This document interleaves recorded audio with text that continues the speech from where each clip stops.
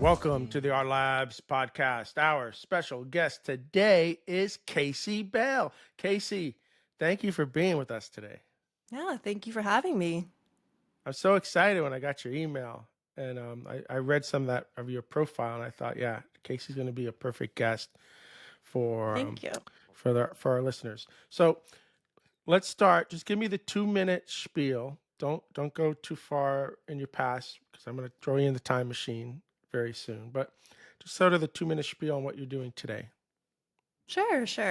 So I'm a career coach right now, and I help introverts and people that speak English as a second language get more fulfilling careers. And I help them to stand out in this process through great storytelling, connection, and company culture fit. And I usually work with people that are mid to senior level and people that are looking to move within, into, or out of the tech industry, just because that's where most of my work experience has been. And yeah, so my day to day is mostly just these private one on one coaching sessions remotely, helping people throughout the entire job search process, from resume writing to interview preparation. All right. Okay, that is awesome. And before I throw you in the time machine, because this happens to me at times, a bunch of questions already sort of pop in my head. Sure. Um, I'm starting to believe that within 5 years, I don't know if that's the right number, but I'm just going to throw 5 years. There's going to be basically two classes of jobs. Those with higher end educate, the undergraduate degree won't be enough. If you don't at least have a master's or a PhD, you're almost out of the market that is looking for degrees. And then most of what we call in the States, I would say blue collar workers are gone because of automation and AI. And you're going to end up with mostly trades. You'll have people that work in restaurants and those types of jobs, right? I don't know how much you automate that, but I'm starting to get really scared that that's what's about to happen. And because the competition is then now going to be so high on the jobs that are requiring degrees, that I have to imagine that you're going to be really, really busy because you're competing against so many. Like the degree itself is just allowing you to check a box at this point. It almost doesn't mean anything beyond, okay, degree. Now what's next, Yeah. right? So, what are your thoughts on where you're seeing the sort of the job market and the industry going? The economy sort of going with jobs. Yeah, so I do think it is extremely competitive. I know it's people have said that in the past as well, but I think, the clients that I've seen, they're all just wondering, how do I stand out? Like I can't even get an interview. So I do think that the soft skills are going to become more important in the future. And so that's why I do focus more on the behavioral interviews because I think there's so many talented people out there that have great technical abilities. I think the one distinguishing factor that can really set you apart is also having those great soft skills. So I think, yeah, having, and I've seen people that are so qualified, people with like masters and PhDs, and they're starting to question themselves and say, oh, like, what's wrong with me? Why am I not getting a call back? And, it just kind of breaks my heart sometimes because it's like, I'm like, no, you're amazing. You've done all this stuff. Don't forget that. And so I think that's also why the storytelling aspect is really important because you kind of remind people about all the amazing things that they've done so that they can kind of keep going and yeah, be able to showcase that in the interviews. Because I think, that's what I've been seeing is that people kind of get really down throughout the whole job search process because they keep getting all these rejections or ghosting or silence. So I think it's really important to, yeah, remember about all the wonderful things that you've done and being able to communicate that in a clear, concise way. So there are two people that I hired this year Hmm. that I would say on paper weren't 100% qualified for the job, but after talking to them, I fell in love with them. Like they were just positive energy, good, like that. I have gone out of my way to make sure that they're working with me Yeah. because I just want them around, right? And then Hmm. there have been people that are like, I qualified to the tilt, but I could just tell, like, this, I didn't want to be around this person, let's say, So it does make a huge difference, but somebody can't change their personality either at Mhm. some level, right? Yeah, yeah. I mean, I think the people I choose to work with and I feel like I can bring the most out of them are introverts and people that speak English as a second language just because those are experiences that I've lived through. So you're right. Like if someone doesn't want to change certain aspects of their personality and they want something that's more aligned with what they want to do, then that they should go for that. I tend to work more with people that maybe they want to improve their communication skills because it's something they've always wanted to do, or maybe they're too shy and they just don't know how where to start. And so that's like a journey that I've personally gone through. So that's why I tend to focus on that group of people. But you're right. Like you kind of need to want to have that or make that change for yourself. So yeah, so that's why I tend to focus more on introverts and people that speak English as a second language. The other thing I'm seeing is with my cousin. She just got a PhD in some biomedical thing at Duke. My Hmm. sister has a PhD. Mike, like I don't, my brain, like above my pay grade, what they're doing. Okay, Yeah. but um, she did a lot of data analysis. She did a lot of things that I thought was related around AI and machine learning and stuff. So she's been kind of going after some of those jobs and she's getting through all the interviews. But then at the end, there's always that one person that's just a little bit more qualified because maybe Yeah. they studied that more. Right. And that's frustrating too, because I think for some people with the degrees that they have, the job market is even smaller. So they've got to reach out to to other markets, let's say. And it's just, I don't know, it's just frustrating for me when I see like even like my cousin right now going through what she's going through. Yeah, I mean, and I definitely heard of a lot of stories like that too, where there people are just trying to find like what's wrong or what's that magic silver bullet that is going to be able to get me to the end. And I think, again, it's just focusing on that it's probably not you, right? I mean, I think there can definitely be a skill gap there. If there's a skill gap, then you can try to fill that. But I think a lot of it too is, um, that going back to your story where there were two people that you interviewed and you just kind of fell in love with them, right? So it's like you were rooting for them. So it's trying to find that connection, I think, with your interviewer, and I think that in itself, I think, is a skill as well to learn because it's such a high pressure kind of thing when you're in that interview. Sometimes it's hard to kind of let your personality come out, especially if you are more introverted. You're so worried about like getting the right answer. What does the interviewer want to hear? That you focus less on, showing your true personality. So, Yeah, no, it's stressful. And mhm. in my interviews, I always give feedback. I try to make I like to assume it's constructive feedback, all the red flags that I'm seeing. Yeah. Most people appreciate that. I've had one or two people that have been offended by it. Okay. Oh, really? Right. Yeah. Yeah. Oh, yeah. Yeah. Yeah. Yeah. Yeah. Yeah. Um, but I don't know how anybody can even improve Yeah. on the next interview if they don't know what they're doing wrong. I wish the industry wasn't so afraid of giving back some form of constructive, criticism on what were the flags that made me eventually say no to you. How are you supposed to improve on that if nobody's sharing that with you? No, I completely agree. I think that's great that you give them feedback. I think that's absolutely valuable that they can something to work on, right, for the next interview. But I think that's something that's severely lacking right now in the job search process. People are, yeah, too afraid to give that type of feedback. The person that got offended technically knew. I'm in the software industry, right? So like they knew Hmm. their stuff, but they didn't project any level of confidence. Mm. So I said that to them. I said, just work on your confidence. And they just got like destroyed. I was like, dude, I'm just trying to tell you the feed, right? Yeah. And I was like, wow, it rarely happens, but that's what I find a lot of times. I find people that are more than technically capable of doing the job. They just Hmm. come across as not confident. And I don't know why, but that is something that I don't want to say I have a problem with, but it's like a flag for me that you're not coming across confident in your skill set or confident in your abilities. Even if you don't know something, it's okay, right? But I Right. call it humbled confidence. That's what I'm looking for with every person I talk to. Humbled confidence. Because if you're arrogant, I don't, that's a red flag, right? If you're not humbled, that's a red flag for me. And if you're not confident, that's a sort of a red flag for me. And then the humbled confidence is the home run for me. That's somebody I know I can work with. That's somebody I know I can teach. That's somebody I know I want to be around. Yeah, I think I hadn't heard that before, the humbled confidence, but I think that's a great way to put it.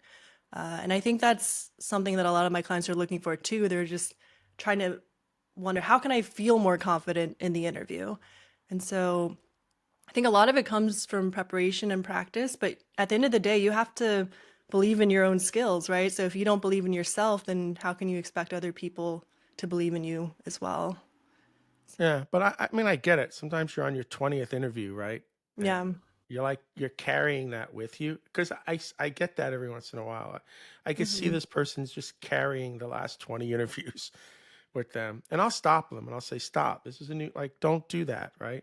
And they Yeah. don't even realize they're doing it, but you can just see they're beat up at this point. They're just right. You just see it. Sometimes you feel it. I have a lot of empathy for that. It's right. I think we've been on both sides of it our Hmm. lives. So I think if, as the interviewer, you got to have empathy for the person that's on the other side of that camera too.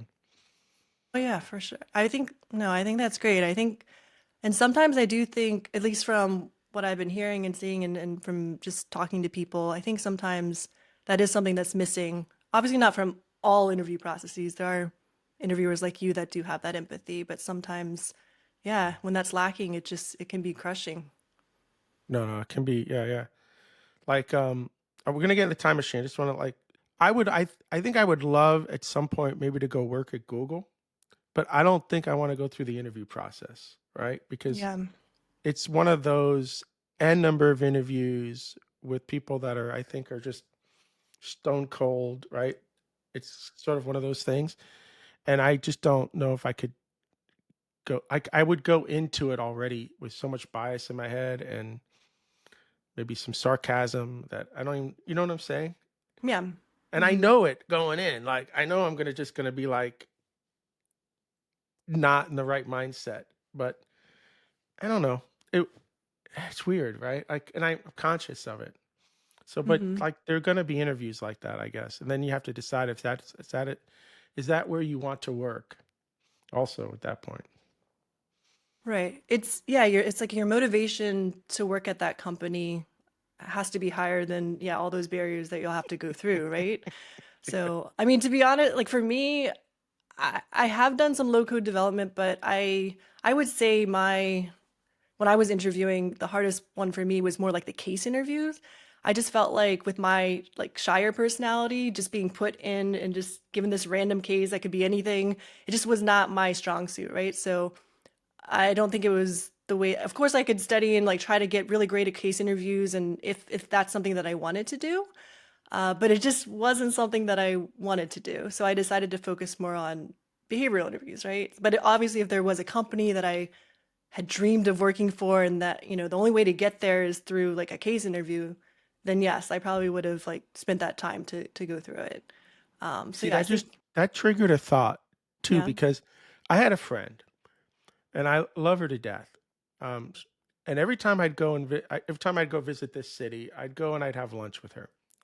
And every time I had lunch with her, she would tell me, I should be learning this tech. I should be learning that tech. I should be doing this. I should be doing that. And I'd see her again in 6 months and she'd be going, I should be doing. And eventually I just stopped her and I said, if you wanted to be doing that, you'd be doing it, right? It's not that you don't have enough time, you don't have the attention. So stop beating yourself up because you obviously don't want to do this. And Yeah. your industry and the people around you are making you feel like this is where you should be. But, right. And I've always Yeah. had that in the back of my head too, where when I start not, I love this idea that you have time for anything you want to do. Like, Hmm. don't ever tell me you don't have time. I don't want to hear it. You don't have attention. And so when I see myself doing that, where I'm like not giving time to something, I learned to let it go sooner. Bill, you just don't have the attention for that. Stop beating yourself up. Like what you just said kind of triggered that same thing, right? Like if you wanted to, you would do it, right? But Yeah. you already recognize I don't have the attention for that. It's not what I want to be doing. It's kind of the same thing. Yeah. Yeah. No, I like that kind of exactly what you said, where if you really wanted to be doing it, you would be. And so why stress over that, right? Like you need, if you need to set that goal, set those steps and make a plan. But if you're not doing that, then yeah, I think sometimes we stress ourselves out more than we need to. I know I'm guilty of doing that sometimes. We all are. We all are. Yeah. And even my wife at some point was looking to be maybe change career into software development.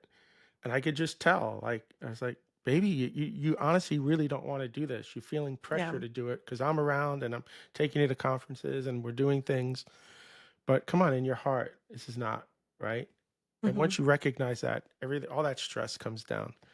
Right. But it's hard. It can be hard with the people that the people that you're around and the things that are going on, and or even the job. Like we go back to interviewing. If you're in tech today, all you're seeing is AI, machine learning, AI, machine learning, AI, machine.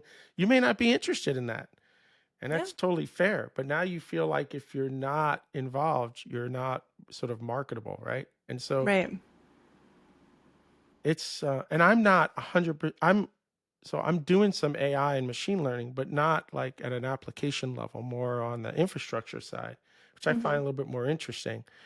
Um, but yeah, if you're just not into it, but I think that's what triggers it because that's all you're seeing for the next 3 months or 3 years, I should say.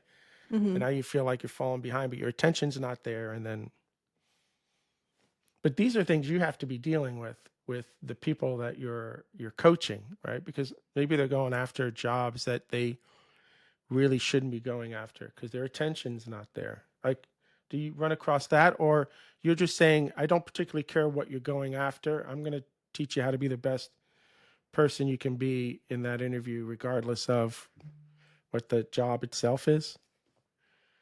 No, so the first step I always do is try to have them get clarity on what they really want because, kind of going back to your point, I think a lot of people struggle with what society is expecting of them, or maybe what their peers are expecting of them, their family, and so it's difficult to kind of go against that because some of these things you've been hearing, since you were a kid, or these are certain societal pressures that you've grown up with, so it's really hard sometimes to kind of go against that when maybe something you want to do is completely off the charts, right? So I think, my very first step is always to help my client get more clarity on what they actually want to do, starting there. But it's also kind of factoring other things like their financial situation or maybe other responsibilities that they have, right? So maybe if they have certain financial obligations that they need to meet like ASAP, then maybe going for that dream job right now, right now it's not possible. Maybe they need to get a bridge job at first before they can make that leap. But I always think that, you know, because I was kind of in a role where, eventually I just needed to kind of get out of there and I was able to move on to a role that I really love. I really do try to guide my clients to really search within themselves. What do they actually want to do? Not what people are expecting them to do, and then kind of go from there. So I think, but it is difficult because I've had sometimes those conversations, more like informal conversations with people as well. And they'll tell me exactly what they want. They're like, yes, I 100% want to do this. And then literally there was this one time this guy really wanted to get into software engineering. And then he had a conversation with someone else that said, hey, I'm actually hiring, at this patent office. And then immediately he changed like everything that he had just said that he really wanted to be like, oh, well, I guess I could try that. And so it's interesting trying to get people to talk about what they want, but also holding to that if it's something they actually want to do. Because Yeah, yeah, yeah. Okay, we're gonna get back to this conversation. I need to get you in the time machine because I'm really curious how you got sort of to this point in your experience there. So, a couple questions off the one question off the top because I just have to do this. What year did you graduate high school and where were you on the planet? I think it was 2005. Okay. Yeah, 2005. And I was in Columbia, Maryland. Maryland. Okay. Hmm. Okay. Cool. Cool. Cool. Cool. Okay. Yep. 2005. You're like 17, 18 years old. That's Hmm. fair. It just sets a time frame for me. That 18 is kind of you just finished high school. You're now starting that next phase of your life, and it's a I think the a really magical time, a really interesting time for everybody. But talk to me a little bit about high school. Talk to me about the things that you were interested in high school. What were you doing? Math, sports, not math. I meant sports, arts, like music. Sure. Uh, yeah, so I played the clarinet in high school. I played in concert band, and I also played tennis. So I played basketball when I was growing up, but I decided to try my hand at tennis when I entered high school. So that was a lot of fun. And I also put a lot of, emphasis on academics as well. I was super, super shy in high school, so I wasn't a social butterfly, so I kind of just stuck to studying, very studious. And so, yeah, I would say most of my time was kind of taken up with just academics, tennis, band, and then also I took Spanish as well. So I love my Spanish class. I just thought it was such a beautiful language. So I think that's really when my love for the Spanish language started, was in high school. So you're fluent Spanish speaking. Can you hold a conversation?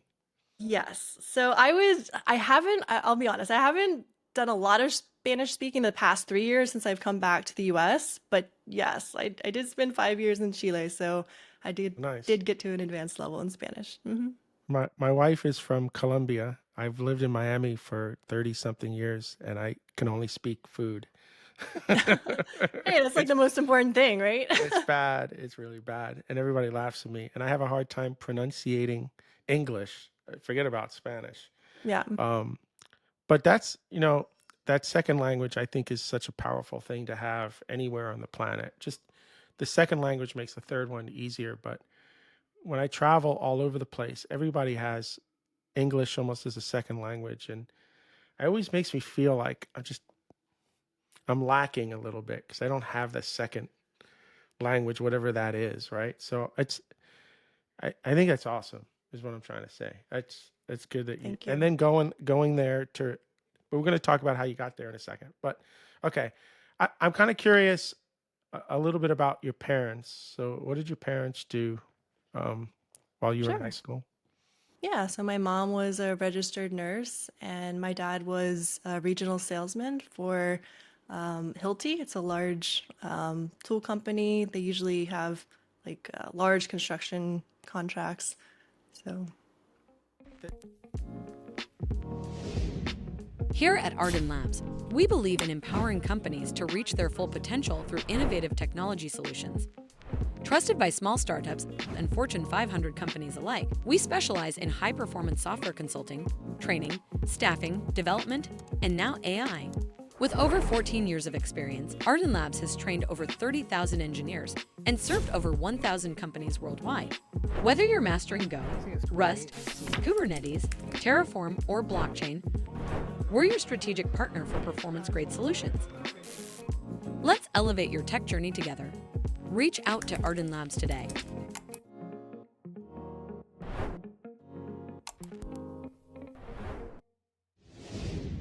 The tennis is sticking out to me because I've had friends who put their kids in tennis and it became this such a competitive, you're going to be at the top and this is going to get you in college kind of thing.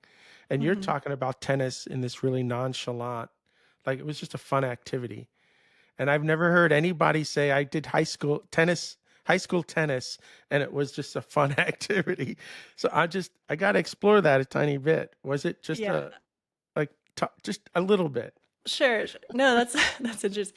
So I will say, I do like playing sports, but I will say initially I wanted to do a sport because I knew it could help me get into a better college to be more well-rounded, right? So that was the initial motivation. But the reason why I say it was more social is that my high school, we were probably the second worst team in the county. So, we weren't trying to win any, championships or anything like that. We were just, there to, be in a team, have some fun. There were other, teams within my county that were like seemed super elite. They all had these like amazing uniforms and like they were training like doing all these drills and stuff and we were just kind of, bouncing it back and forth. So yeah, I was just there mostly just to learn a new sport, have some fun, work in a team. I thought that was probably the biggest takeaway there. That's But fair. That's what yeah. saved you from a life of stress around tennis. That the team was Mhm. more organized as an experience, not as a high-end competitive, Exactly. Yeah. which It is was which not is like really that at cool. all. No, Yeah. but how many people were in your high school? Was it a small high school? I know It this was maybe small is medium relative. size. I think there was a couple hundred people in my class, so maybe under a So thousand. that's small. Yeah, that's I Yeah. mean, growing up in New York and Miami, I would say that's small. Like I had 300 or something people and I lived on Long Island, a smaller school, and 300 and something in my class, right? So I'd say that's for I don't know. I mean, obviously in upstate New York, you have 50 kids that you went to school with from Hmm. kindergarten to like that's really small. But Yeah. I just asking because if you had told me that there were like 4,000 kids at this school, I would have been shocked that wasn't Oh that no, no, yeah, it competitive, wasn't that right? big. No. Yeah, yeah, right. Yeah, it was to Um, the point where like some people didn't even know we had a tennis team. So I'd be in my like uniform, be like, "Oh, what sport do you play?" And I'm like, "Tennis." And they're like, "Oh, I didn't know we had a tennis team." So you had tennis yeah. courts at the high school, or you had to go somewhere for that then? Like nobody It's knew. really funny, but we had some really nice tennis courts. We had some of the nicest tennis courts in the county, but we had like one of the most least competitive That's teams. hilarious. Yeah. And then the clarinet that was ended up just being what were any of these activities in your mind gonna help you get into I'm assuming your decision was to go to college after high school. But um was the band, the clarinet, the sport or I don't doesn't seem the sports was gonna be that avenue, but when you're in that senior year and you're thinking about now university, was any of those activities sort of a mechanism, or it was just going to be my academics? And I'm really interested also in what you were thinking about heading in your senior year for what you wanted to do after high school. Sure.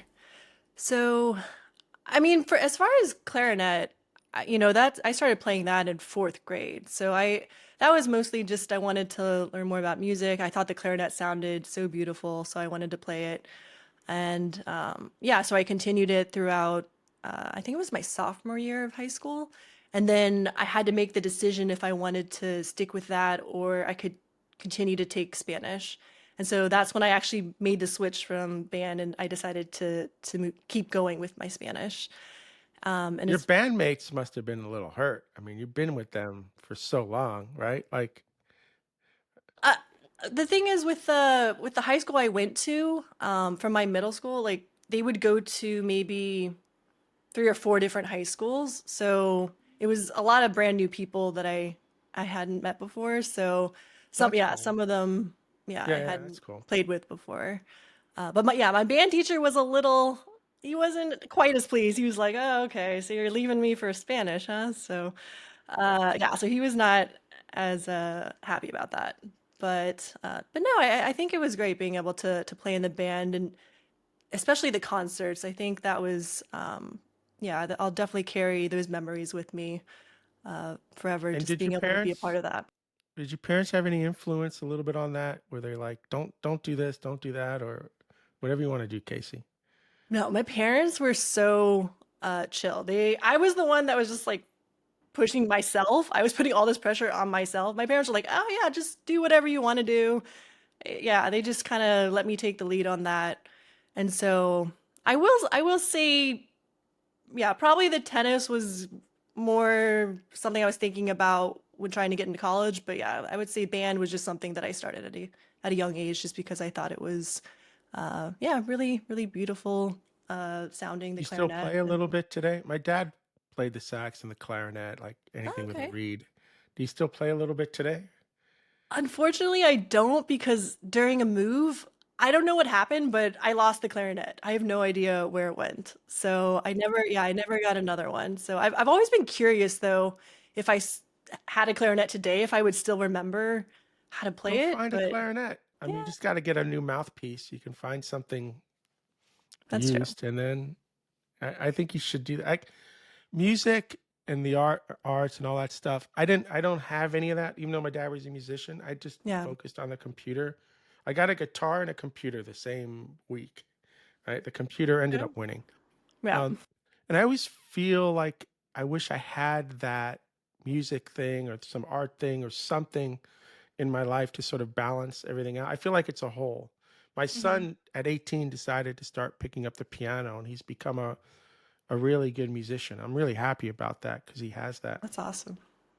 Casey, you got to go get that clarinet and pick Okay. it back up. Don't lose that part of your life because it's, I don't know, it's a special like thing that you can do that not everybody else on the planet can, right? And maybe at a party one day you pull it out and you start playing like it's kind of cool. I don't know.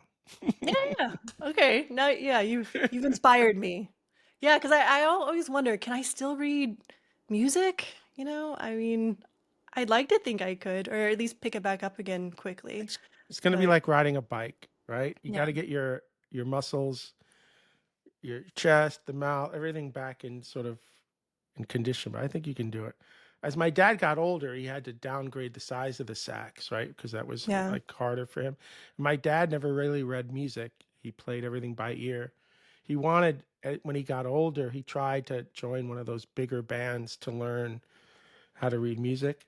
Hmm. Um, but he played up until his 80s, right? Until he passed away. And it was nice. I'd go to his house and I could hear it. And it was kind of cool. So I don't know. Don't That's your mission before the end of the year. You got to get a clarinet. Okay. Yeah, it should be easy enough to rent one. Find one. When that time comes in your senior year where you got to start thinking about what happens after high school, where's your head at? Like university, you're going to study XYZ, like what's going on? Sure. I know it's like so much pressure for an 18-year-old to make this decision, right? I think at the time I had no idea what to study. All I knew was in high school, I tended to gravitate more towards the math and sciences and didn't really like as much like the history and the English and everything like that. So I was like, okay, let me do something that will use more like math and science. And so that's when I started thinking more about engineering. But really at the time, I was like, I don't even know, what do engineers do? What am I gonna do? So I was thinking more about like undecided engineering because I didn't even know like what type of engineering I wanted to do. But yeah, I remember thinking about that and discussing that with my dad. I was like, what should I even study? I have no idea. And yeah, so and it was actually funny when I was kind of contemplating different majors, business came up as well, but because I was like so shy, I knew that the business major required like a communications class where you'd have to like stand up and give presentations and things. So I was like, oh no, I don't want to do that. So I was like, I don't think I can be a business major. I'm gonna go into engineering. So So then what did you do? You applied to a bunch of schools and which one did you end up going to? sure. Yeah, I actually only applied to four.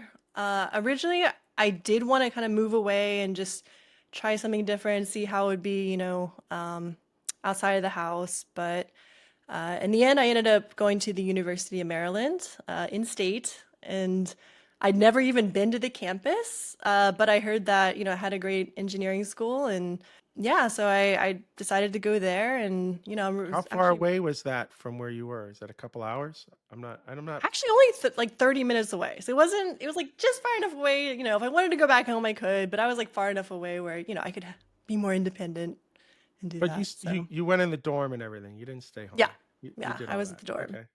Nice, nice. Maryland's good. I mean, I'm a big football fan. My brother-in-law spent time in Maryland, so we watch those games when they're Nice. on. Yeah, Yeah. Maryland's I'm had more of a some good teams. basketball fan, More but of the definitely went to basketball some guy. football. Yeah, definitely went to some football games as well. No, that's fair. Even the basketball team sort of picked it up the last Mhm. few years, so that's fun. Yeah.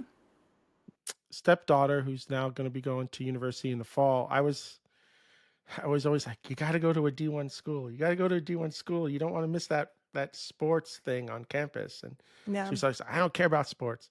And now she ended up deciding to go to St. Mary's in South Bend, Indiana, like the sister school of Notre Dame. So I'm Hmm. like, yeah, okay, Notre Dame, this is good. Awesome. Yeah, my dad's from Indiana. He loves Notre Dame. All right, so you go to Maryland, which is awesome. You start your first year. You're not really sure what you're going to do, so you start taking a lot of those liberal art classes. At what point um, do you find what it is you want to do? How long does it take? So I did my first year of just the more general like engineering classes. And in high school, biology was actually always my favorite science subject. So I'd always been toying with the idea of maybe doing bioengineering or something like that, but I didn't want to declare it yet because I was like, I don't know what I want to do. I don't even know what that is. So I just thought I'll take a year, kind of take some classes, figure it out. But by the time my first year ended, I was like, okay, I think I'm ready to commit to the bioengineering. And as soon as I made that decision, I got this email notifying us that because the bioengineering major was brand new, I would have been a part of the first class. They said that it was already filled up, and that I would not be able to be a part of that class. So I was freaking out a little bit because I was like, oh, okay, I finally made a decision, and now they say it's full. When the universe is taking it away from me. Exactly, exactly. So at that point, I was just thinking, okay, I got to transfer. I got to go to a different university, one that does have this major. And so I was like spiraling a little bit. But luckily, I checked my email one afternoon and I got this email that said that there had been, I think there was like 2 or 3 openings in the bioengineering major. And they said the first 3 people that respond to this email and fulfill the requirements can be in this program, this new major. And so I sent the email. I said, yes, I'm really interested in being a part of this major. And I was one of the first 3 people to respond to the email. So they actually let me in. Yeah. Wow. See? You manifested that, Casey, Yeah, I right? guess. It was so random. So random. Yeah. How many I'm just curious, like how many days between the first email and was it like a full week? Was it like 24 hours? Like I know you're not going to know exactly, but like just Say it was longer. I want to say it was at least a week or more because a I week had or more. time to kind of let that sink in that I wasn't going to be able to study this. And so I was already thinking of other options. So I would say that must have happened over a Within couple days or a week or something. Yeah, yeah, yeah. Yeah. Okay. I mean, it couldn't have been too long because you would have finally made another decision, but Right, just right. enough to sort of get in there. So that's exciting. So now in your second year, you're going to start taking classes in this. So did you end up finishing the degree in this bio Yeah, program, bioengineering. Yeah. bioengineering? So I did, but funnily enough, after 3 years of that major, I was thinking, oh, I don't know if I want to do this. Right? So Of course. yeah. But that's So normal. I yeah. don't have a single kid that Hmm. finished their undergraduate work the way they started it. It's expected. Like I just wait for the phone call. Dad, I don't want to do this anymore. Yeah, Yeah. well, you've got to finish on time, so go talk to somebody. Yeah. Yeah. Yeah. So I powered through. I just thought, I've already gone through 3 years of this. I might as well just finish out the last year, right? Um, but Oh, yeah, I that's what I think, would have said to you. I'm sure your yeah. parents maybe said that to you as well, but Oh, yeah, yeah, for sure. yeah. Yeah. They're like, just finish it. Uh, but I guess I just started thinking more about what would my life look like as a bioengineer. And I mean, at that time, I didn't, I had this small little view of what that would be. And I just saw myself in a lab or something, maybe not talking to that many people. And I think at that point in my life, I was still pretty shy. And so I think a big priority for me was to try to improve my communication skills. I wanted to just be able to talk to people without getting like so nervous. And so I just thought, maybe I should try something else where I would, be able to improve those communication skills better and work more in like a team and things like that. So that's when I just started looking more into consulting. Although I wasn't seeking it out, I just went to career fair my junior year, and I like stopped by this Accenture booth. I didn't even know what Accenture did, but the person I spoke to was just so nice and friendly, and and charismatic, and I thought, oh, that'd be nice to be able to talk like that. And so yeah, I went to interview with them, and you know, yeah, so that Did was you start working for them while you were still in university, or is that like the first job outside of university? uh so yes, I did get an internship with them. So I applied for an internship, and that's kind of how I ended up working for them outside of university. But I also had just a few part-time jobs as well, like during university, just to get some work experience and help pay. But But what did you do for them as the intern? Because it wasn't mhm. bioengineering. No, So no, no, it was no, not. no, it I wasn't yeah, it was bioengineering. just I had no idea what I was getting myself into. I just thought, okay, I'm gonna try. I didn't even know what they did, so I did all that research and try to understand more. And yeah, so they put me on a project where, yeah, I was supporting an application, and they were rolling out enhancements, and so they needed people to help train the end users on these new enhancements. So I felt like I was so fortunate to be able to actually travel on my internship, where I got to go to these sites and help train the end user on the enhancements. And yeah, I think from there I kind of fell in love with consulting and being able to do that. And Now you had to fight your shyness because you're walking in yeah. as an expert, right? Mm-hmm. Like even like when you're on stage, I have to tell people when you're on stage, you have to shift your mind to being the authority. It Yeah. doesn't matter if it's true or not, Yeah. right? When you get off the stage, you go back to that. But when you're on stage, you have to project that authority or it's not going to work. You Yeah. have to walk into that client office and project that same sort of expertise and authority, whether it's not you're playing a character at that point, Mm-hmm. right? How did you do that? Because you keep telling me that you didn't develop that skill yet and you wanted to and you were shy. Yeah. I think for me, the thought of not doing a good job or failing, that fear was higher than my fear of being shy or fear of talking to people. So I just basically did everything possible to try to feel as confident as I could. So the way I did that was I just tried to know the material inside and out. Like I would spend extra hours to study, the enhancements we were rolling out, or try to see what kind of questions they could ask me, just make sure I know my stuff, right? I mean, obviously there can be things that happen or questions they ask that I won't be prepared for, but I think I've started out that way, is just like I need to be as prepared as possible. At least need to know the information, and then from there, I'll gain more confidence as I put myself out there more. Did they teach you how to handle the question you couldn't answer? Did they teach you how to do that, like, or what to Yeah. say? Do you Um, kind of remember? Because that's an important skill too, to be able yeah. to say, I don't know, but I'll get back to you, or I'm going to ask this person, or whatever Yeah. the protocol is over there. That's an Right. important skill because too many people don't want to show that they don't know something and end Hmm. up just making things worse, right? Right. Exactly.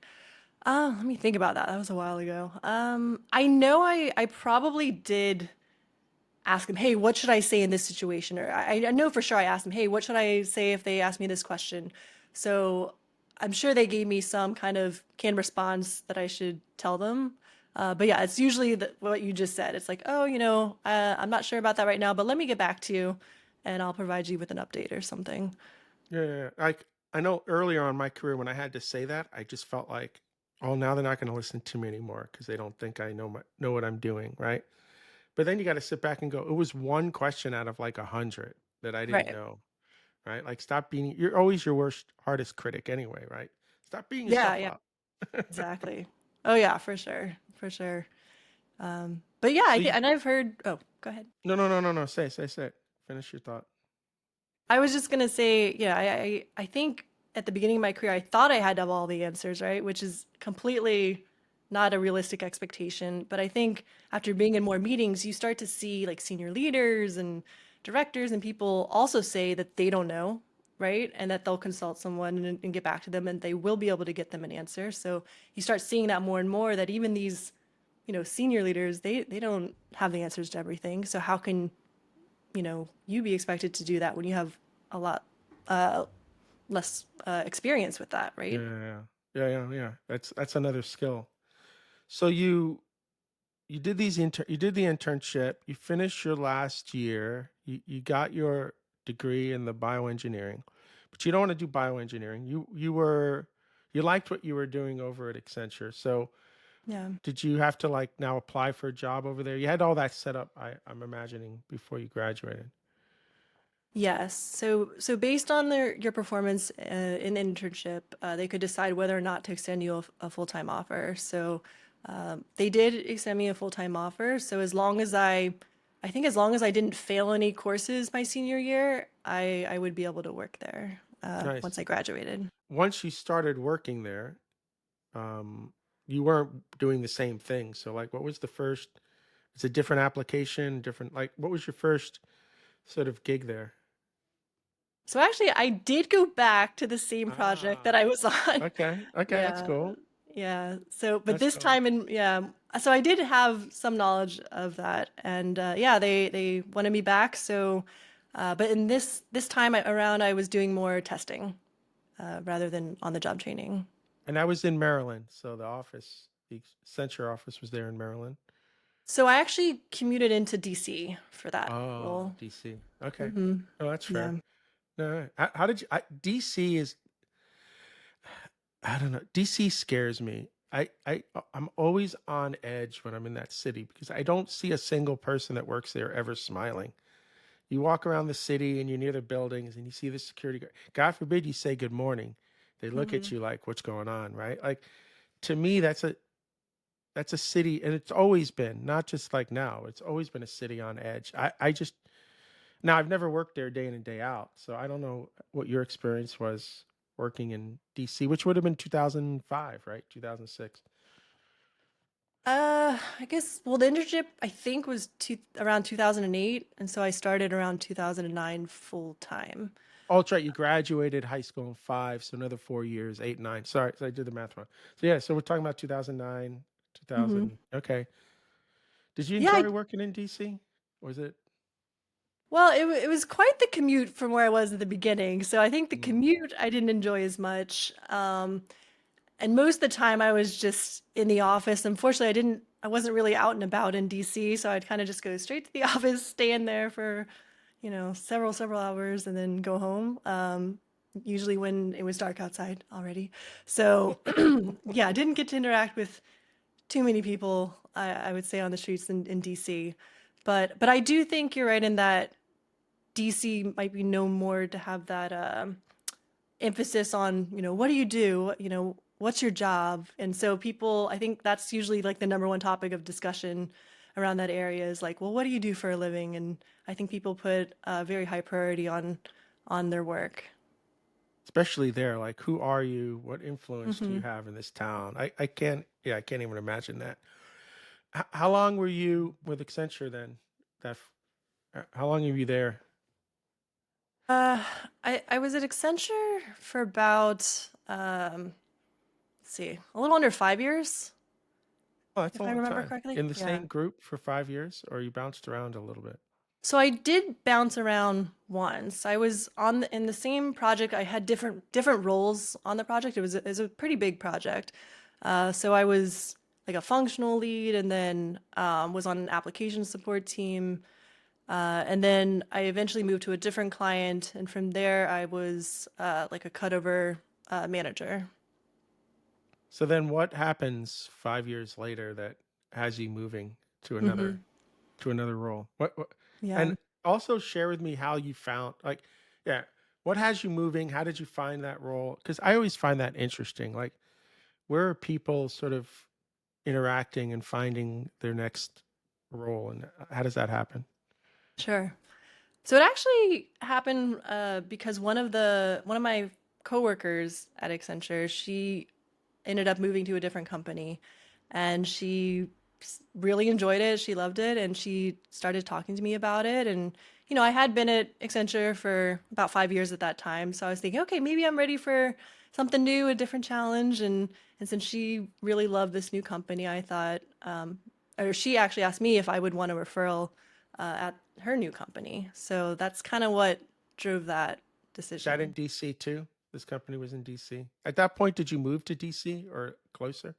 So Or I are you actually still moved doing it? to, yeah, so I actually moved to Northern Virginia so that I was and closer to a metro so I could just get on the metro and go directly in. So yeah, at that time, I believe I was in Northern Virginia. Okay. Hmm. And now you decide after 5 years you're going to join this new company. What was the role going to be for you? Yeah.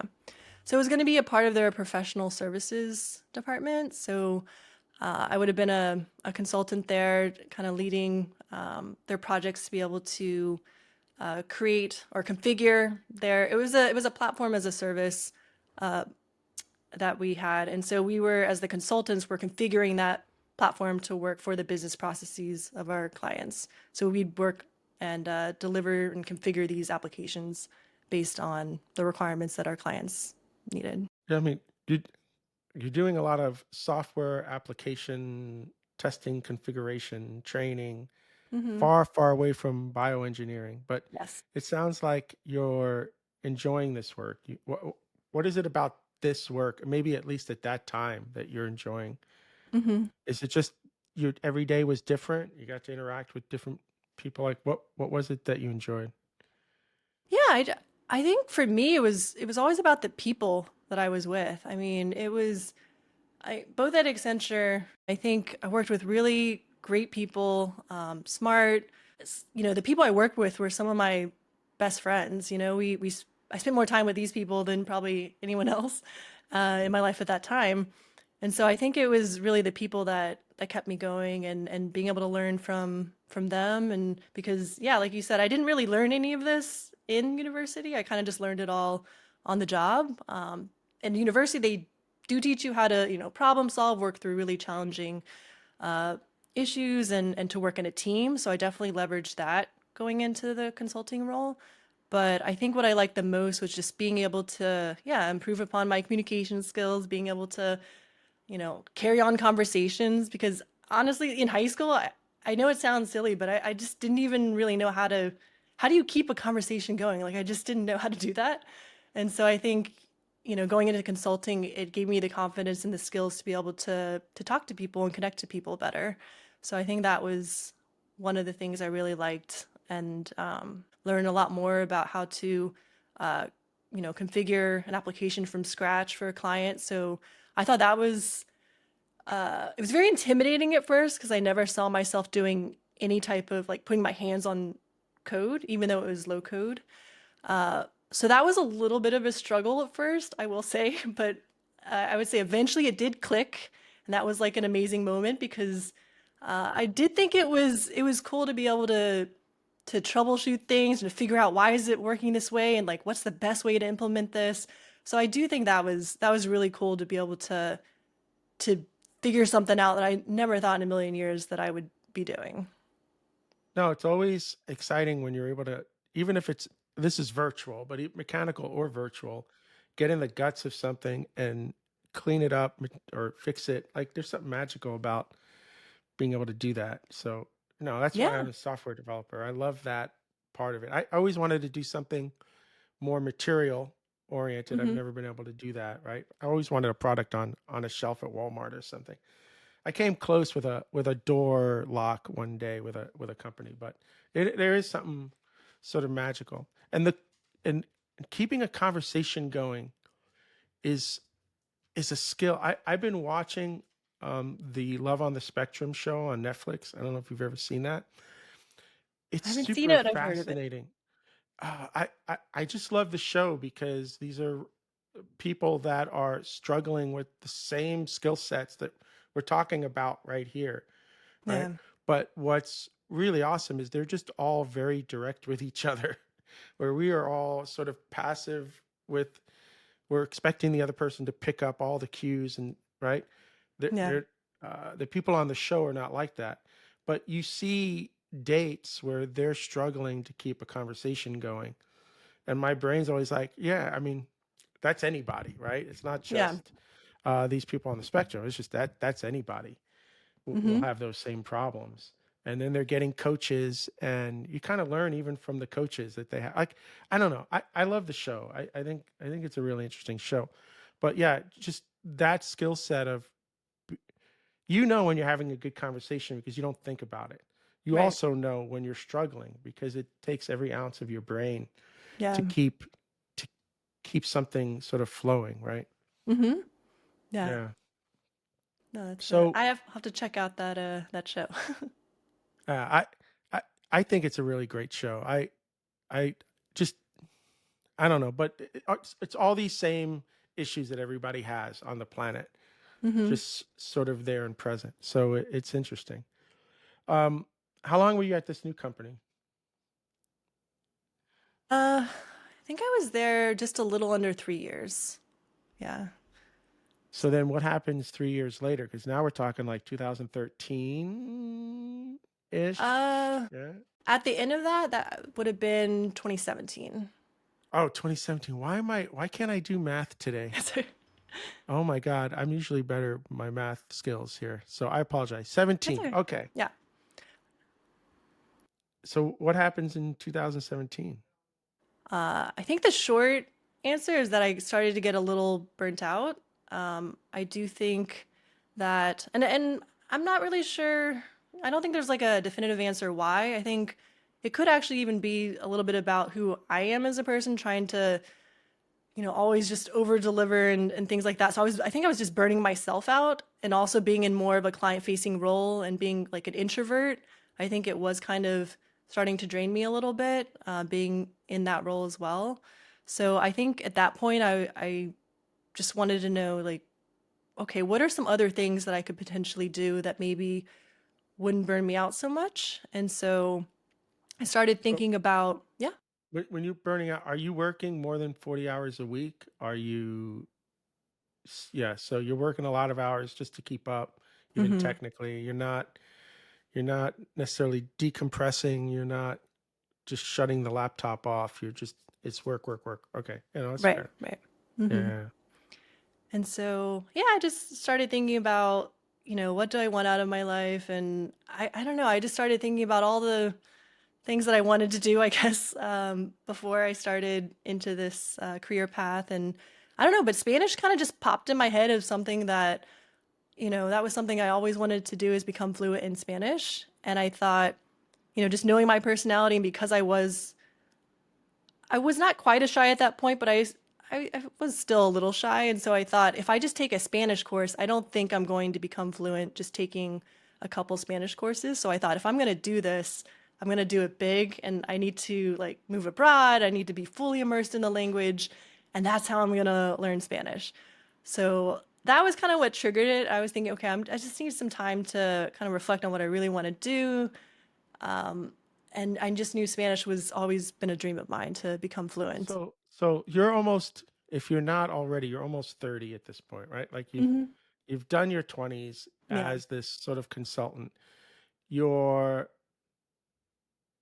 I'm imagining you're not an introvert at the job or at the client site, but Yeah. outside when you get back home. Um, my guess would be maybe you feel like you're an introvert. You're just sort of burned out talking to people. You just don't want to talk to anybody. Because I Mhm. can get like that. Yeah. I know I'm not an introvert, but if you're busy at a conference or talking all day or client stuff, you get Yeah. home, that's the last thing you want to do. But you're like 30 now, you're just about to be 30, and your brain's like, I need to do something different. Hmm. You haven't really been using your Spanish though up until now, but it's right interesting that that's in the back of your head that it's not the clarinet that came back, it's not sports that came back, Mm-mm. it's this, you remember this love for the Spanish language. So now I'm really curious. I'm gonna assume that you've saved up, you're gonna spend the next year saving up some money, because what is your plan now? That your plan is gonna quit this job and go to where? Chile. Well, at the time, Yeah. I didn't know it was going to be Chile, but I wanted to learn South American Spanish, so I knew it was going to be some country in South America. Yeah. But is your goal to get a just take a year off? Like, I've saved enough money in for that economy to where I'm just going to go and sort of take the year. So I'm guessing at this point you don't have a life partner at that point. You're really free to just do whatever it is you want to do at that point. Yeah. Did you tell your parents that this I'm going to move to Chile for a year and not work? Well, I was gonna work. I was gonna work Oh, down you were. there. Oh yeah, yeah. Okay. It wasn't Ah, you just were to gonna. learn Spanish. Yeah, I was gonna work. Okay. All right. But you're right. Yeah, I had some money saved up. And my plan was to work down there. I wasn't gonna just take the whole year off, but I wanted to learn Spanish at the same time. So I started looking for programs where I could teach English at the same time as learning Spanish because a lot of the I didn't feel comfortable enough to just go into some role where, I would have to interface just with native Spanish speakers because even though I took 3 years of Spanish in high school, that was, I don't know, like 12 or 13 years ago at that point. So I didn't remember anything. I knew basics like ¿Cómo estás?" or something, and that was like it. So I didn't remember any of the Spanish that I had learned in high school. So I was starting from like pretty much zero. But yeah, but I started looking for programs where I could teach English. Was looking how could I get TOEFL certified, and I ended up finding a program that would help me throughout the whole process, like getting the TOEFL certification, help What me is get a TOEFL? visa. Because I've never heard that. Yeah, What is teaching TOEFL? English as a foreign language. So it just teaches you Oh, how to teach English as a foreign I language. was going to ask you. You don't know how to do that yet. Like, where do you get the training for that? So that's what that is. They'll teach you Hmm. how to do Yeah. that, even if you don't speak Spanish. So what they, I guess they give you the materials. They show you how to teach them, and so Hmm. that's cool. Okay. Yeah. Okay. Sweet. So they kind of took care of everything, and I found this program and I applied to it. But of course, I was telling my parents what I was planning to do, and yeah. So I mean, that was a difficult conversation. I think Yeah, eventually that's they fair. supported me, yeah. But I think it was a difficult conversation to have. But I don't know what it was, but it's something like I knew inside of me like this was the right decision for me at this time. I can't explain how I knew, but I just knew that I had to do this The once I voice started in your down that head, path. the guardian Yeah. angel, the whatever you want to call that, right? It's just Hmm. screaming at you. Yeah, Go do it this. Go do was. this. Yeah, yeah, It yeah, yeah. was. I listen to that voice in my head now as I've gotten older. Hmm. If it tells me to do something, like don't fight it anymore, right? And I'm always getting positive outcomes from it. I'm not, yeah. So I don't know if you call that your gut, your intuition, whatever you want to call it, right? Like don't fight it. Yeah, So I'm the same way. yeah, yeah, yeah. So that's awesome. So how long did it take from the time you decided you were going to do that to where you landed in Chile? Is that like a year process? So actually, I, I'm trying to remember I think it was only 6 months actually. I think it was I think like September, October of 2016, and then I ended up moving in like March of 2017. So as soon as I got in the program, they had this whole plan of like, you need to get TOEFL certified. There was someone there, a facilitator to help me through the whole visa process and helping me to find a job there to teach English. So that yeah, that all happened within about Did you six have to months. pay them for that, or that was part of the employment? I'm I guessing did you have got to pay employed them by for them. that. Yeah. Okay, okay. Hmm. But they weren't your employer. Were they your No, employer? No, okay. no. So this was a company who provided these services, Hmm. and and they probably also helped you land a job down there. They probably knew the employer. Okay. No, that's fair. Do you remember your well, actually, I had two questions. I get so many Yeah, questions in my head, sure. but this one's more important. Do you remember the first minute of your first class, walking in there and seeing all these people, and thinking what? What are you thinking that first 5 minutes of your first class? Yeah. Or you don't go in there alone. Do you start as an assistant? Like, I'm trying to remember the first class. I think I might have sat in on a class at first. That's kind of ringing a bell. But yeah, I think after that I was just on my own because I was teaching. There were two tracks. You could either teach business English or you could teach kids. So I took the business English track. So I went to like different companies and I taught their students or their oh, you went to professionals there. companies to do this. This wasn't Yes. like a fixed classroom where people. No, no. I would go to Oh, their company and or their Oh, headquarters, and then I would give them classes there. uh, but So I imagine you were standing in front of that first group thinking, "This is crazy. What am I doing here?" I don't know if it was my first class, but I do remember I think it was Walmart and it was a group class because I did group classes and one-on-one classes. But this group class, I remember it was only like 6 or 7 people, and I do remember standing up there and like giving my introduction and starting, and I was thinking in my head, I was like, when I was in high school, I would have been terrified to do this. Like, this would have been my worst nightmare to be standing up in front of the class. Like, I used to avoid that at all costs. And then I was up there teaching the class, and I thought, what is going on here? So, yeah, I definitely had that moment where I was like, I can't believe I'm doing this right now. When you do that opening introduction, it's in Hmm. English or Spanish?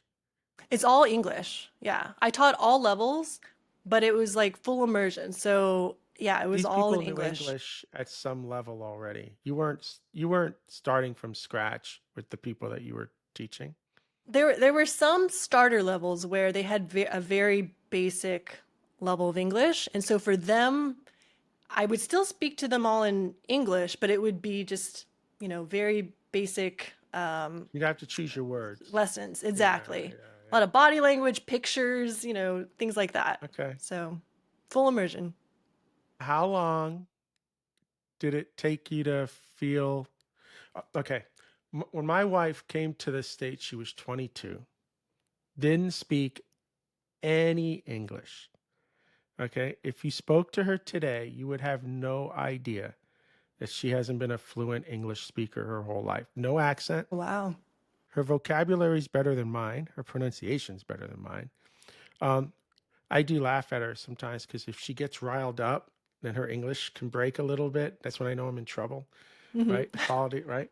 Yeah. Um, but you would not know. And she told me Wow. that one day it was that she was on a bus, and she realized at some point she understood every conversation that was going on around her without having to translate it, right? At Yeah. all. And she knew at that moment that she had sort of crossed that threshold. Hmm. So I'm kind of interested in like when did you have that moment? 6 months, a year? I think it took her over a year, but she really like buckled down and she didn't Yeah. want the accent. So Yeah. she really, really did that. But you must have had that moment too, right? Yes, I did. But I'm trying to think of when, like pinpointing it. But wow, that's amazing that she learned it so well in that short a time. I definitely was not like that.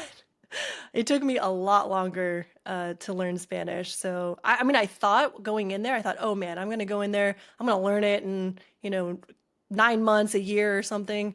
And no, by 9 months, which is when the program actually ended, uh, I could hardly even carry on a conversation. And Mm. at that point, it was really, I was not, I think, studying enough vocabulary to really understand what the other native Spanish speakers were saying. So I just couldn't understand what anyone was saying. So I felt like I could speak better than I could understand. So Probably because everybody speaks so fast. that the culture there is to speak at 1,000 miles an hour, right? right, it's very Yeah. fast, a lot of slang, and so but I think I had a Spanish teacher, and she gave me some tough love, and she said, you really have to start studying more vocabulary because you're not picking this up. So I think that was really the turning point. But I would say it was about 2 years before I could actually work in a Spanish speaking role. And I would say it was even maybe 3 years until I would felt I could understand everything. So it took me a lot longer.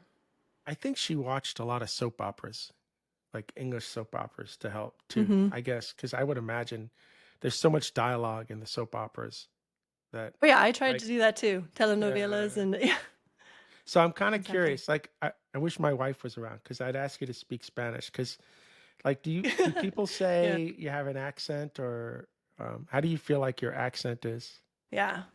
So when I was learning, I prioritize more, I would say, the vocabulary and grammar, but people that I've spoken to have said that I have a more neutral accent. Nice. There have been some people that say I have a little bit of a Chilean accent, but I would say they tell me it's more neutral, yeah, than anything else. So, which I'm happy with. I'll take a neutral Oh, that's accent. good. Yeah. Yeah, I know. We play a game in Miami when we see somebody that is Latin, and we just wait Hmm. for them to speak, and then you can Yeah. tell it she can do it. Yeah. Exactly. We know what country you're from, right? We Hmm. don't really have that in the US, minus maybe Texas and maybe a little bit of California, but and New Hmm. York maybe, right? But Yeah. like there, it's really distinctive on the accents. Yeah, and I think it's because each country has their own slang, and so there's certain, especially with the slang words they use, you can say, "Oh yeah, that's a person from Chile or Colombia Yeah. or Venezuela." Yeah. So how long were you down there? How long did you do that job? Yeah, so I was down there for about 5 years, but Wow. I did some business. I started out teaching business English, but about 2 years in, I felt like I learned enough Spanish where I could start taking on a role where I could speak Spanish, and the day-to-day uh, activities. And so that's when I thought maybe trying IT consulting again down there. So that's when I Really? started, yeah, because Was I thought I that wanted more another challenge. okay, Yeah, sorry, go ahead. no, go ahead. Well, was that because you felt like your resume was already and your experience was already set there, so it was easy to fall back in? But were you not worried about burning out again? So I was worried about burning out again, but I don't know. I think at the time I thought what other company would hire me based on my experience because I thought, okay, all my experience is in IT consulting. So if I was gonna, and my Spanish at that time was probably intermediate. So it wasn't completely fluent, but I thought, if I go back into IT consulting, at least I know how to do that job. So maybe I can just speak enough Spanish where I'd be able to get by and be able to Funny do thing it. is my business partner who's Cuban hates hates speaking Spanish when it's something technical. Hates Mm. it. Says it's really, really hard. You end up throwing enough English out there anyway. So my brain is saying it's almost perfect for you to go back into IT because you can still lean on your English and it's probably going to be fine just because Spanish doesn't have a lot of those words. Yeah, yeah. And I found that out because as I was interviewing, I did hire a Spanish teacher and I kind of asked her, I was like, how do you see these technical terms? And even though she wasn't a technical person, she told me which ones she has heard before, like just in English. And so I knew, okay, these words would be acceptable to say in English. That would actually be the more common term to use. So yeah, they do use a lot of English in the day to day in Yeah. IT down there. No, I mean, I was in Brazil recently and I with a bunch of software developers. And Hmm. if we're talking software development and tech, their English is good. And these are people that are not native English speakers, but Yeah. you can talk English there. And then the moment you're going to talk about anything else, it all just hits the floor, right? But there are musicians in Brazil that are singing every American song that you can imagine from the 60s up through today. And you go over to have a conversation with them and they can't speak English. And your brain is going, dude, you just sung these songs fluently, perfectly, no accent. Yeah.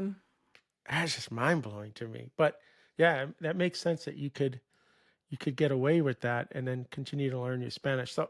So that was in what year? What year did you end up? You said you were 5 years there from 2017, right? Hmm. But 3 years in, you started doing that. So how long were you at? Well, we know you were at that company then for 2 years. So what happens in 2022?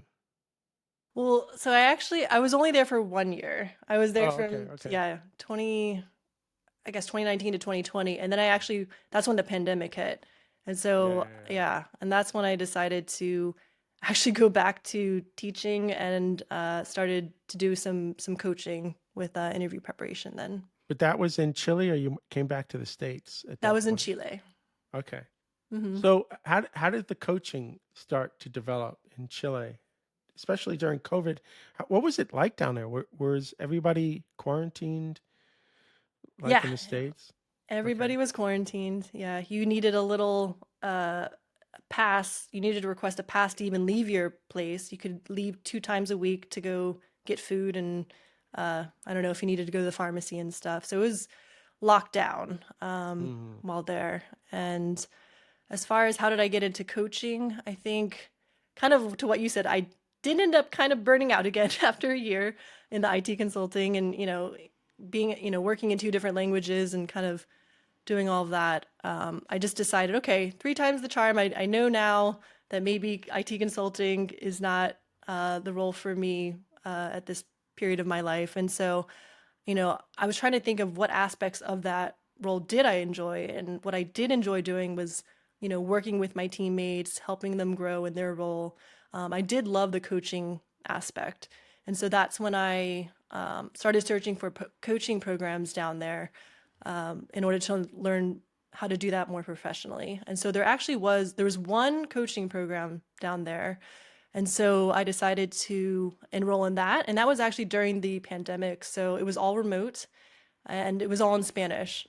So I would Mm. say that was when my Spanish, went from here to here because everything was in Spanish. And yeah, that actually helped me a lot through the pandemic because I was just kind of by myself in my apartment and got to have these calls with my fellow coaching teammates and got to speak with them and have that camaraderie. And then at the same time, I was also continuing to teach business English remotely. So they were teaching you how to be a career coach, essentially. That's what these classes were A about. coach, and Just a actually, it coach was in general. yeah, a coach. Hmm. Okay. Um, that feels generic to me. So explain Hmm. that to me a little bit because Sure. you could be a coach for basketball or a coach for this. So like I imagine you would eventually have a specialty Right. for being a coach, right? Yeah. So this coaching program was actually based on ontological coaching, which is the study of being.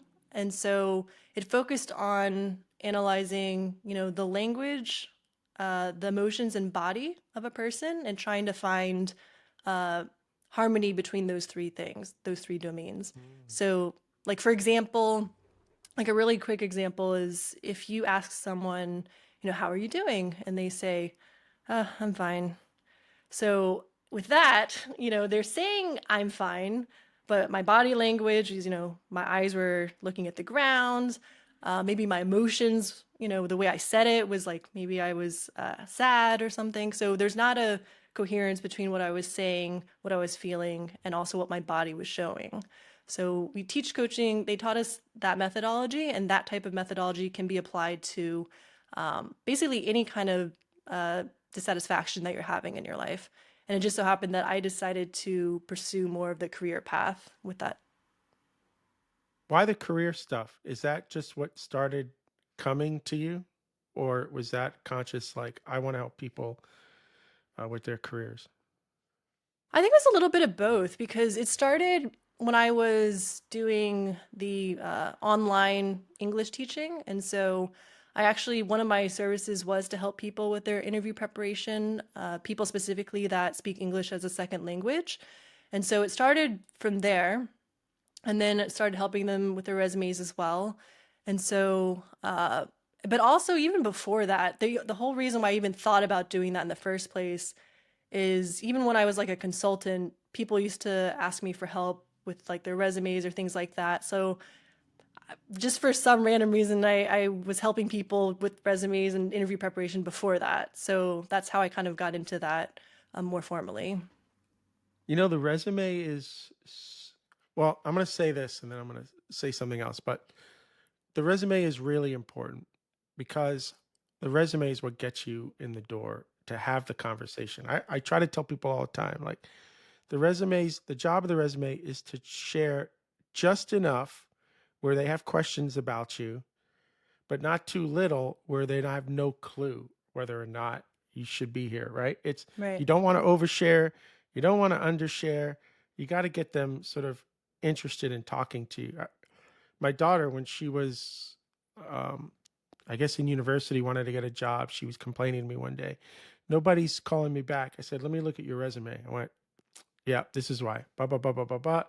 And then 2 days later, she started getting calls, right? So um, you need somebody. If you're not getting any calls, you need somebody to look at your resume like ASAP because it's probably broken in some form. That being said, for my company, um, I actually ask, I'll talk to anybody for Oh, what that's I great. do. I'll talk to anybody. And the first thing I do in the interview is I say, send me your resume. I want to see how long it takes you to send me your resume. You already have my email address. It's already in the calendar, Hmm. right? And that's like my first stage on how engaged is this person really in finding a job. They Hmm. can't get me that resume within a couple minutes, Yeah. right? And then Yeah. I'll look at the resume while I'm in the inter and I'm just looking at it and I'll give them some critiques on it. But um, I know personally I would have missed certain people that we hired if I had just looked at their resume cold in Hmm. the traditional way we do it. So I kind of already have that in my head. But the resume is critically important. After that, it's all you and your personality and how you answer the questions, right? That's been my experience. I'd love to hear your thoughts since this is what you do for a living. Sure, sure. I definitely think with the cold applying, the resume is key if you want to be able to get that interview. And I think, like you said, it's kind of like that first impression, right, of the candidate. So can they put together a nice, concise resume that highlights the skills tailored for the job? And then I think the only other point I would add there too is the networking piece. If you're able to, I think sometimes if you are able to connect with someone that works with a company that you want to work for, or with a recruiter or something, and you're able to make a connection there, and they're able to talk to you. I know that's not always possible, but if they're able to kind of get a sense of who you are, sometimes they may be a little bit more lenient on some of the things about the resume, but that's if you're able to get it kind of into their hands directly, right? But yeah, it is if you're not getting interviews and you're just cold applying and you, then yeah, it's the resume, right? So and if you feel like, you're not getting the offer, you get interviews, then there's something going on with it could be something with the way that you're interviewing, but it also could be other factors outside of your control. So it's kind of like trying to diagnose that way. Yeah, but without some feedback that Yeah. you could go and talk to somebody and do a mock interview and you could probably find all the red flags that are preventing this and that, right? Hmm. Um, but then without some feedback, it's hard to just tighten the last sort of screw. It could just be technical problem with an Hmm. answer and not you anymore, right? Right. Yeah. What? So you started doing this in the COVID time. You're in Chile. Is that when you decided I want to do this full? How do you make a? Because now you're running your own business, right? So how do you make that decision? I'm just going to do this full time, and then how are you out there sort of sourcing clients? And are you still in Chile? Because, or have you moved back to the States? Where, yeah, talk about that. Sure, sure. So yeah, so I was there for 5 years. So I did come back to the States in 2022. And at that time, I'd finished the coaching program, and the coaching that I had been doing had actually been on a platform. So I was able to get clients that way. But it wasn't until I actually moved to the States or back to the States that I thought about, doing this on my own, like without that platform. So yeah, and the way I did that, I actually had a coaching call with the master coach that I had for my program because I started having those same ideas and thoughts that we kind of talked about earlier, where it's like, what is society expecting of us? And I'm thinking, I'm going back to the States. It's a much higher cost of living there. How am I going to be able to do this? And so I started having those doubts again and started thinking, oh, well, if there's going to be a gap in my resume, like, do I go back to IT consulting? And then I thought, no, I can't do this because I've done it 3 times, right? So I worked it out with one of my coaches, and she said, she just kind of helped me talk through it. I mean, coaches also need coaches sometimes, right? And she's like, well, you know, kind of helping me to um, tell me whether or not like what I'm thinking is actually based on fact or it's just something in my head, right? So there was really no reason why I couldn't just continue with the coaching, right? So I just said, you're right, this is what I really want to do, even though it's scary, right? I've never run a business before on my own, and so I just thought, why not try it, right? What's the worst that could happen? So that's kind of how I ended up kind of continuing that coaching track when I came back to the States, because I knew like this is what I actually wanted to do. I just wanted to help people in some way. And so, and if it didn't work out, then it doesn't work out. But, I got to at least try. And Yeah, there's no what ifs. Like yeah, you don't want the what if I had tried to do. Yeah, I tell people that all the time. It's yeah, better to fail than not try at all. But at least you're coming to the States with some clients at that point from Chile, right? You're not starting from right, right. scratch. Yeah, yeah, Yeah. yeah. So I have, and at that point, it's still kind of a mixture between I still have some of my business English clients, and then still doing the interview preparation coaching. And then it wasn't really until like middle of last year, so about a year, where created my own business like officially, and then started doing that on my own. So, and as far as like getting leads and things like that, I think what's worked best so far is like referrals just from people I know, going to meetups, places where software engineers, people in the tech industry are going to, and kind of helping to give free resume reviews, and so that way they can kind of see how I work and get to know me better, and I can get to know them. And then also through like free workshops and social media. I'm on LinkedIn, so I post there. So just trying a little bit of uh, everything there. Yeah, no, you got to be out there. You got to be present for people. And Hmm. I know for sure, at least right now in 2025, Yeah. um, having somebody like you right now is so important with like how we started the podcast here. And we're close to the end here, but with the way the job market is right now and the competitiveness of that, just having someone that can help you get the call back right now is the difference, right? I'm really rare that I almost talk to everybody, um, because I just I know how hard it is to do a resume today, and I don't want to miss somebody. But that is not the case. Everything is just getting even more and more AI automated on a resume.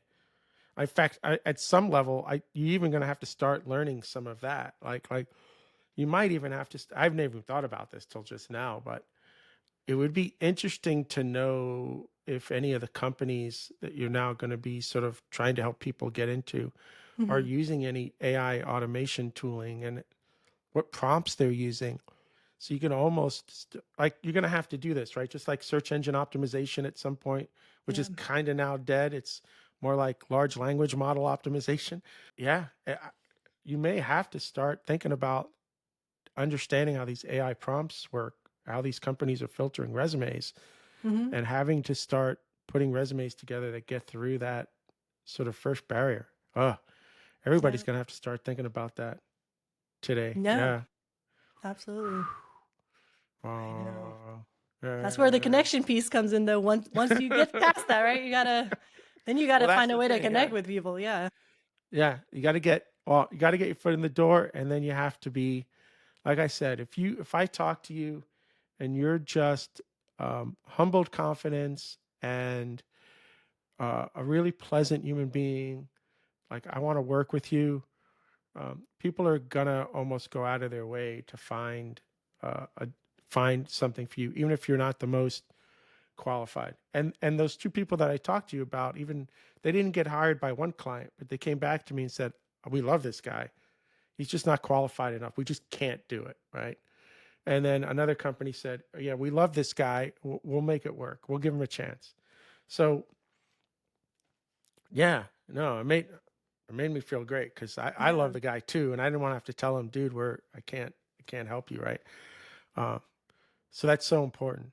But I'm guessing you've learned through all of the coaching that you've gotten, sort of how to pick up on people that are not sort of throwing that energy out and trying to teach them how to do that. Yeah. Or sorry, just to understand, you're saying finding people that don't know how to kind of give off that humble confidence. Is that what you're saying? Yeah, yeah, yeah. Or Hmm. catching on the things that are probably hurting them during an interview as Right. opposed to helping them, right?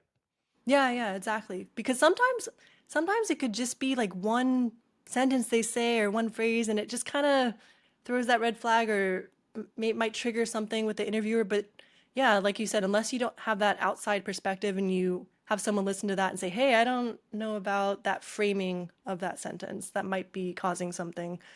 They would never know, right? Without that feedback. They would never know, and they're doing it Yeah, over and over and over again, and they right, don't realize it's that thing that's constantly sort of hurting them. Yeah, I know. right, exactly.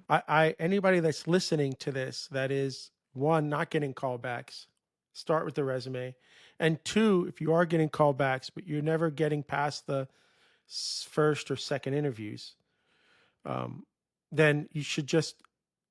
It's not you. You just don't know what you're doing wrong. You can correct it. Is kind of what I want to say. Everything's correctable once you know what to sort of correct. So having somebody like Kacie here who could, right? I imagine you do some mock interviews at Hmm. times Yeah. and try to get us, because I tell people all the time, interview with your friends who are in the industry. If you have friends in that industry, spend a half an hour interview with them. Let them tell you what they're seeing. It's Hmm. practice, just like you all the practice you had to do to learn Spanish, all the practice you had to do to learn the apps that you were teaching. This is no different. You're not born with this skill. Yeah, interviewing is a skill. It really is. So Yeah. practice, yeah, practice, practice, practice. All right, Kacie, we are out of time. That being said, and we'll get this in the show notes for anybody that wants to reach out to you after listening to this. They want to get that help and get a sense of how you can help them. What's the best way for everybody to reach out to you? Sure. So I'm on LinkedIn. I'm also on Instagram. And probably the best way to get in touch with me, though, is through my website at kaciebail.com. You can schedule a free 30-minute call with me. Or if you're not ready for the call, I also have a free PDF that you can download for how to ace your behavioral interviews. Nice. All right. We're going to make sure all of that is in the show notes. Kacie, Thank thanks you. for hanging out with us. This was great. Thank And I you. think it's very, very relevant for what's happening, at least today in the US and the market. So I really hope people reach out and take advantage of everything that you know that you've learned over the last 20 years, right? Yeah. Oh, Yeah. thank you so much for having me. Yeah, I had a lot of fun Awesome. going All down, yeah, right. going down to memory lane. All right, this is Kacie Bail and Bill Kennedy signing off from the Ardan Labs podcast, and we hope to see everybody again real soon.